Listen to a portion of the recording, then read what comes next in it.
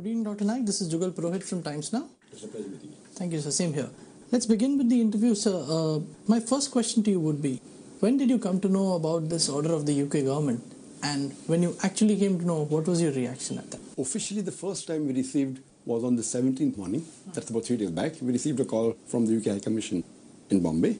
And they said you have a letter from the Home Office saying that you will be excluded and you won't be allowed to enter UK because already possess a 5 years valid visa, which is expiring after 3 years. And in that, I sent my manager to collect the letter, and that was mentioned there that because of certain words you have used, certain sentences you have used in your speeches, and they quoted 4 sentences, because of that we feel that you won't be conducive to the people of UK. That is the reason you will not be allowed entry. All right. So when you actually read that order or came to know of its contents, what is it that you felt immediately? Because all this, if you know the background, it started approximately more than 2 weeks back.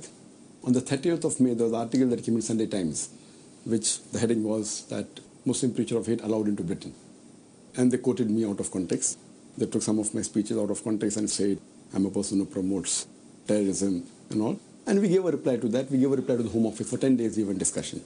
And they said that, after hearing the context, it's totally out of context. And they agreed with it. But we were shocked to receive the exclusion order. It's called exclusion.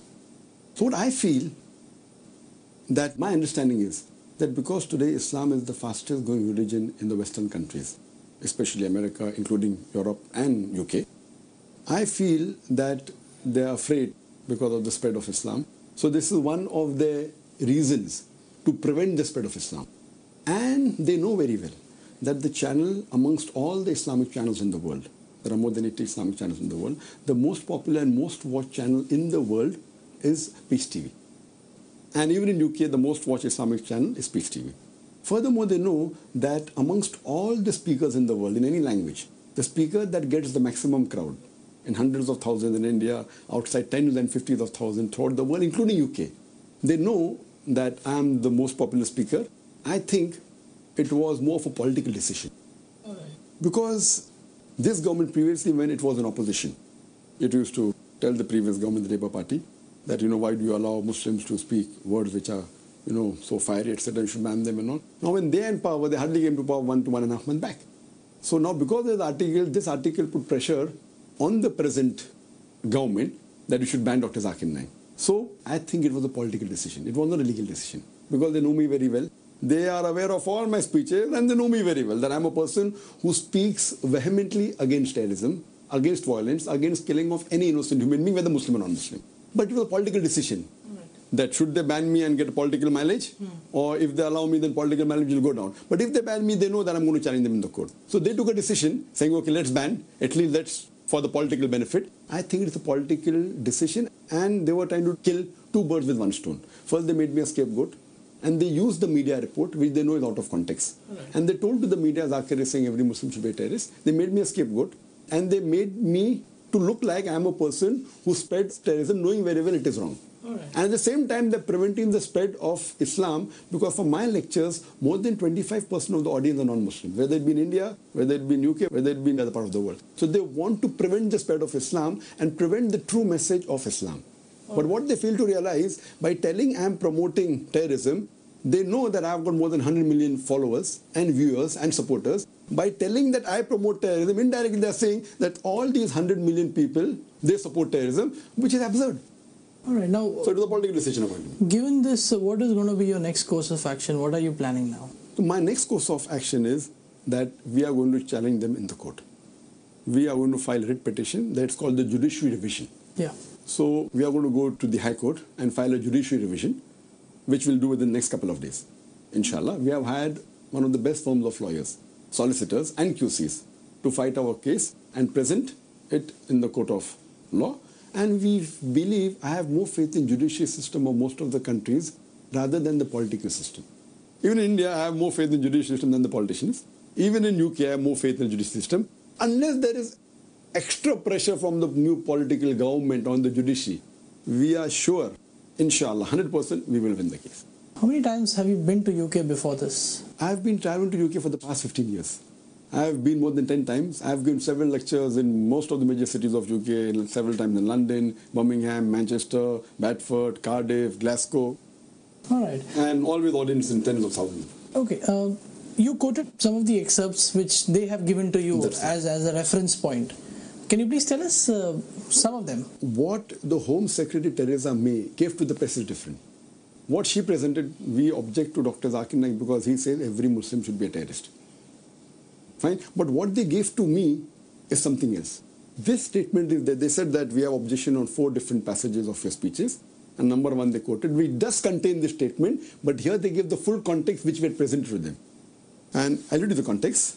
It's mentioned that what they objected on my statement is that terrorist by definition means a person who terrorizes. When a robber sees a policeman, he's terrified. So for a robber, a policeman is a terrorist. So in this context, every Muslim should be a terrorist to the robber. Every Muslim should be a terrorist to each and every antisocial element. I'm aware that terrorist more commonly is used for a person who terrorizes an innocent person. In this context, no Muslim should even terrorize a single innocent human being. Now you know English well. In this, what does it mean? Does it mean I'm promoting terrorism? It was in context to a Times of India article that came in 2003 saying that Inspector Angre, he terrorizes the underworld. So the underworld, when they see Inspector Angre, they get terrorized. So in this context, I said every Muslim should help the government. Whenever a robber sees a Muslim, he should be terrified. But I know terrorist is commonly used for a person who terrorizes an innocent human being. In this context, no Muslim should terrorize a single innocent human being. If now I tell you that Mrs. Theresa May, the Home Secretary of UK, she has excluded me because I said no Muslim should even terrorize a single innocent human being, is correct, more correct than her. Because this is the gist. No Muslim should ever terrorize an innocent human being. But what she quoted to the press is, I am saying every Muslim should be a terrorist. It is difference of chalk and cheese. She is not giving the main crux of my speech. Rather, she is misquoting me, quoting out of context.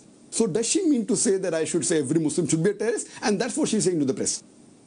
I am asking you knowing English, it's absolutely clear. So in this way, what they have done, they have taken many of my speeches out of context and they present it to the media without the context. But to me, they have given the context knowing very well I'll be challenging it in the court. Now, if they give only that statement out of context that Zakir said every Muslim is a terrorist, they will lose within a few minutes. Now, because they have given the context, maybe the case will go on for a couple of days because they may have some reasons, but they know very well that they would be losing this case, hopefully, inshallah. You are confident that when you present your case in the court, it will be heard and it will be successfully completed? Very confident. They actually don't require lawyers. Anyone who knows simple English, even you know English, you don't have to be a lawyer. I am saying that no Muslim should terrorize the innocent. And see the context of my speech. I have quoted several times in various of my speeches that Quran is against killing innocent human beings. Quran says in Surah Ma'idah chapter 5 verse 32 that if anyone kills any other human being, whether it be Muslim or non-Muslim, unless it be for murder or for spreading corruption in the land, it is as though he has killed the whole of humanity. And if any human being saves any other human being, he has saved the whole of humanity. So Quran is very clear that if you kill any innocent human being, whether Muslim or non-Muslim, it is as though you have killed the whole of humanity. And this has stated in several of my speeches. I have been the chief guest for many of the peace conferences. I have been heading many peace movements against terrorism. So how can they misquote me and try and present to the world that I am a person who promotes terrorism? And they know very well. The intelligence of UK know very well that I have been called by the heads of states of many countries in the world, Muslim countries and non-Muslim countries. I have had lunch, dinner, tea. I have been guest. I have stayed in the palaces of the heads of states. So do they mean to say that all these heads of states are fools?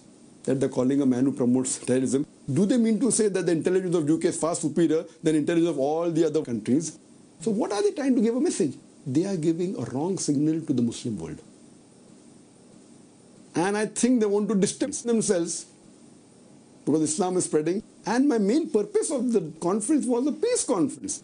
I was going to promote peace. And my topics were universal brotherhood. It was freedom of expression, understanding Islam and peace. So with these topics, and we gave them the gist of my speech also. So I think it's more of a political decision. And they are afraid that Islam is spreading fast in UK. All right, Dr. Naik. Thank you so much for the interview. Thank you.